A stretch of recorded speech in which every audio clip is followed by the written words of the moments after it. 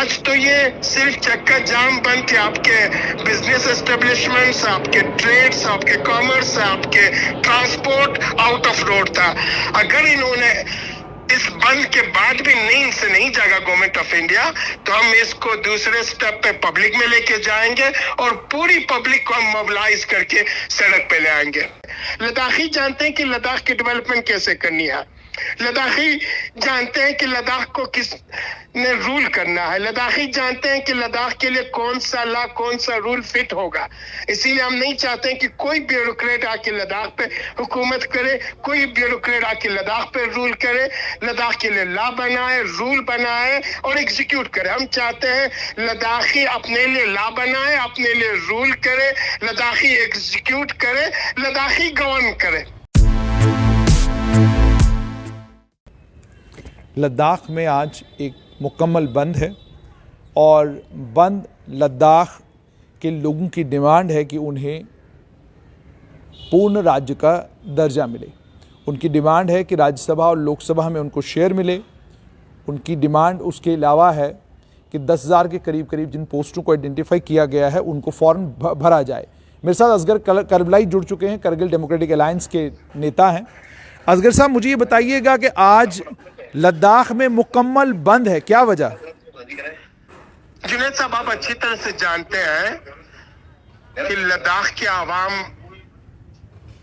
अपनी 4 एजेंडा को लेकर जो गवर्नमेंट ऑफ इंडिया के पास, होम मिनिस्ट्री के पास रखे थे हमने, उसमें फर्स्ट एंड फॉरमोस्ट हमारा स्टेटहुड फॉर लद्दाख है, constitutional safeguard on the pattern of 6th schedule है। इसके बाद हमारे separate Lok Sabha seat for Kargil and Leh है, राज्यसभा सीट है, और जो मोर देन 20,000 वैकेंसीज है उसकी इमीडिएट रिक्रूटमेंट है। इन 4 एजेंडास को लेकर ये कॉमन जो हमारा एजेंडा था, ये गवर्नमेंट ऑफ इंडिया के पास रखी थी। उसमें से एक एजेंडा जो हमारा रिक्रूटमेंट का पार्ट था, रेजिडेंट सर्टिफिकेट, वो रेजिडेंट सर्टिफिकेट नोटिफाई हुआ और इशू भी हुआ। लेकिन बाकी एजेंडास पे अभी तक serious concern government of India और होम मिनिस्ट्री ने नहीं दिखाए, जबकि उन्होंने कई बार हमें प्रॉमिस किया था, और ये प्रॉमिस किसी ऑफिशियल्स का नहीं है, होम मिनिस्ट्री का प्रॉमिस है, जो इन्होंने कहा था कि आपके जॉइंट कमेटी को बुला के आपके एजेंडा पे हम इमीडिएटली मीटिंग करेंगे। 2 अगस्त के बाद से लेकर अभी तक उन एजेंडास पे एपेक्स बॉडी और केडीए के साथ कोई मीटिंग नहीं हुई। इसलिए आज हमें मजबूरन दूसरी बार लद्दाख बंद चक्का जाम कॉल देनी पड़ी, और लद्दाख के आवाम ने, उसमें बुजुर्ग हो या बच्चे हो, जवान हो, मर्द हो या खवातीन, सबू ने एक ही आवाज पे लब्बैक कहते हुए फिर एक बार गवर्नमेंट ऑफ इंडिया को, होम मिनिस्ट्री को, यूटी गवर्नमेंट को दिखा दिया है कि हम एपेक्स बॉडी और केडीए के डिमांड के साथ हैं और इसको हम सीरियसली लेते हैं। आज तो ये सिर्फ चक्का जाम बंद थे, आपके बिजनेस एस्टेब्लिशमेंट्स, आपके ट्रेड्स, आपके कॉमर्स, आपके ट्रांसपोर्ट आउट ऑफ रोड था।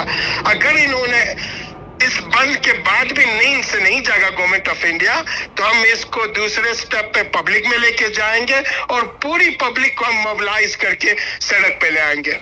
मुझे बताइएगा कि जो आखिरी मुलाकात आपकी हुई, उस मुलाकात के बाद क्या गृह मंत्रालय ने आपके साथ कोई संपर्क किया? आखिरी मुलाकात जो हमारे सितंबर में हुआ था, नित्यानंद जी वहां पे आए थे, केडीए और एपेक्स बॉडी के सारे मेंबरों के साथ डिटेल में बात की थी, और उसी मीटिंग में इन्होंने एश्योर किया था कि आपके रेजिडेंट सर्टिफिकेट और आपके रिक्रूटमेंट को हम इमीडिएटली रिजॉल्व करेंगे। और इसके बाद जो दूसरा सेकंड इशू था हमारा, केडीए और एपेक्स बॉडी के ज्वाइंट कमेटी को दिल्ली में बुला के इन एजेंडास पे बात करेंगे। रेजिडेंट सर्टिफिकेट वाला इशू हमारा सॉर्ट आउट हुआ, लेकिन बाकी इश्यूज एज इट इज है, और इसके बाद से उस दिन से लेकर आज तक गवर्नमेंट ऑफ इंडिया ने, होम मिनिस्ट्री ने हमारे साथ कोई संपर्क नहीं किया। मुझे बताइए कि क्या लेफ्टिनेंट गवर्नर का जो प्रशासन वहां पर लद्दाख में है, लेफ्टिनेंट गवर्नर के प्रशासन के लोगों ने आपसे बात की, इस बंद से पहले गुजारिश की कि आप बंद ना करें, हमने ऑलरेडी जो है गृह मंत्रालय को लिख रखा है, उनसे बातचीत चल रही है हमारी? ये कई कई बार जब भी हम बंद की कॉल देते हैं, प्रोटेस्ट की कॉल देते हैं, तो ये आपके यूटी गवर्नमेंट हमें कहती है कि हमने हायर अथॉरिटीज के साथ, होम मिनिस्ट्रीज के साथ टेक अप किया है, लेकिन ग्राउंड रियलिटी ये है कि ग्राउंड पे कोई भी चीज नहीं होती है। इसलिए हम इनके इस छोटे से एश्योरेंस को लेकर, इनके वर्बल एश्योरेंस को लेकर, लिप सर्विस को लेकर अब हम काफी हद तक उकता चुके हैं, अब तंग आ चुके हैं। अब हम चाहते हैं कि अपनी डिमांड्स के जरिए, अपने प्रोटेस्ट के जरिए, एहतजाज के जरिए गवर्नमेंट ऑफ इंडिया को कहें, जिस तरीके से हमने लास्ट टाइम जब बंद की कॉल दी थी, होम मिनिस्ट्री ने खुद ही कॉल किया था, तो इसी तरीके से अब दोबारा हमें मजबूर किया जा रहा है, बंद की कॉल दे, सड़क पे आए, प्रोटेस्ट करें। मुझे करबलाई साहब ये बताइए, जो रेजिडेंट सर्टिफिकेट आपको मिला है, क्या ये resident certificate permanent resident certificate के जैसा ही है या ये डोमिसाइल है कि आप सिर्फ नौकरी और मुलाजिम? डोमिसाइल को जुनैद जी, हमने डोमिसाइल को टोटली रिजेक्ट किया था और हमने कहा था on the pattern of PRC, permanent resident certificate जो हमें दी जाती थी पहले एयरस्टाइल स्टेट में, उसी के पैटर्न पर हमने कहा था कि लद्दाख रेजिडेंट सर्टिफिकेट दे दे। और ये जो लद्दाख रेजिडेंट सर्टिफिकेट है on the pattern of PRC है, नॉट डोमिसाइल। अच्छा, तो मुझे करबलाई साहब ये भी बताइएगा कि अगर पीआरसी आपको मिल गया, उसके बाद यानी आपकी ज़मीन और आपकी नौकरियां सब आपके लिए रिजर्व हो गई, उसके रिजर्व होने के बाद आप स्टेटहुड की डिमांड आपने रखी है, इतनी छोटी सी आबादी को स्टेटहुड क्यों दें? मरकजी सरकार में तो ये भी कोई सोच चल रही है। आप अच्छी तरह से जानते हैं लद्दाख की जो स्ट्रेटेजिक इम्पोर्टेंस है, लद्दाख की जो जियोपॉलिटिकल इम्पोर्टेंस है, जी जी जी, और लद्दाख का जितना एरिया है वो आपके erstwhile state of Jammu and Kashmir के 2/3 एरिया है। ठीक। जब आप सिक्किम जैसे 4000 स्क्वायर किलोमीटर पे और 4 लाख की आबादी को स्टेट दे सकते हैं, तो 4 लाख की आबादी और मोर देन 75,000 स्क्वायर किलोमीटर पे फैला हुआ लद्दाख जैसे स्ट्रेटेजिक एरिया को आप क्यों स्टेटहुड नहीं दे सकते हैं? आप कहते हैं कि हम लद्दाख की डेवलपमेंट चाहते हैं, लद्दाख को अपलिफ्ट करना चाहते हैं, लद्दाख को at par with rest of the country के अदर स्टेट्स के पार लेना चाहते हैं, तो आप लद्दाखियों को उससे बाहर रख के कैसे अपलिफ्ट करेंगे, कैसे डेवलपमेंट करेंगे? लद्दाखी जानते हैं कि लद्दाख की डेवलपमेंट कैसे करनी है, लद्दाखी जानते हैं कि लद्दाख को किस ने रूल करना है, लद्दाखी जानते हैं कि लद्दाख के लिए कौन सा लॉ, कौन सा रूल फिट होगा। इसीलिए हम नहीं चाहते हैं कि कोई ब्यूरोक्रेट आके लद्दाख पे हुकूमत करे, कोई ब्यूरोक्रेट आके लद्दाख पे रूल करे।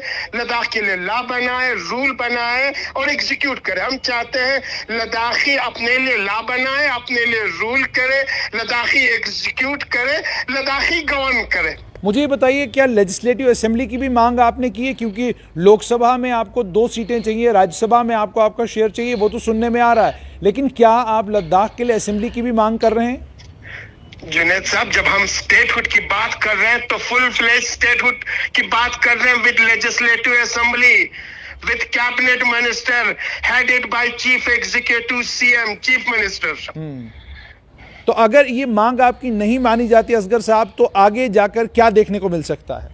हम सड़क पे आएंगे और कॉन्स्टिट्यूशनली, लीगली जो भी एहतजाज के वेज एंड मीन्स है, उन सारी चीजों को हम इस्तेमाल करेंगे। लेकिन करबलाई साहब, आखिर में आपसे जानना चाहूँगा, हो सकता है मरकजी सरकार आपको ये भी कहे, चूँकि दफ़ा 370 का मामला जो है इस वक्त सुप्रीम कोर्ट में है, चैलेंज किया हुआ है आप ही की नेशनल कॉन्फ्रेंस, पीडीपी और बाकी पॉलिटिकल पार्टीज़ ने, तो उसके चलते तो मुमकिन नहीं है कि हम कोई फैसला ले सकें। उस आपके जो केस सब जुडिस है, दैट इज ओनली 370 and 35 है, स्टेटहुड सब जुडिस नहीं है। On the floor of the parliament, Lok Sabha और राज्यसभा में होम मिनिस्ट्री ने, और इसके बाद 24 जून को जब जम्मू कश्मीर के ऑल पार्टीज के लीडरशिप के साथ मीटिंग हुई थी, उस मीटिंग में भी प्राइम मिनिस्टर ने कहा कि हम स्टेटहुड देने वाले हैं और हम स्टेटहुड दे देंगे। और 3 दिन पहले भी आपने खुद देखा होगा, होम मिनिस्ट्री ने कहा हम स्टेटहुड देने वाले हैं।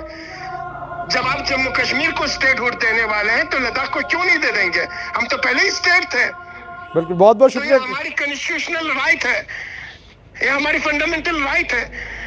ठीक है करबलाई साहब, बहुत बहुत चीजें तो नहीं कर सकते हैं कि जम्मू कश्मीर को दे देंगे और लद्दाख को नहीं दे देंगे। जो प्रॉमिस आपने on the floor of the house की है, उस प्रॉमिस को फुलफिल कर दे। बहुत बहुत शुक्रिया करबलाई साहब हमारे साथ जुड़ने के लिए। तो ये थे असगर करबलाई, जिनका साफ तौर पर ये कहना है कि अगर लद्दाख को स्टेटहुड नहीं मिला तो उसका नतीजा ये निकल सकता है कि हम सड़कों पर उतर आएंगे और आंदोलन करेंगे। यानी यूनियन टेरिटरी का स्टेटस 5 अगस्त 2019 को मिलने के बाद अब लद्दाख में मांग ये है कि उन्हें पूर्ण राज्य का दर्जा दिया जाए और साथ में 6 शेड्यूल की तर्ज पर उन्हें स्पेशल स्टेटस भी मिले।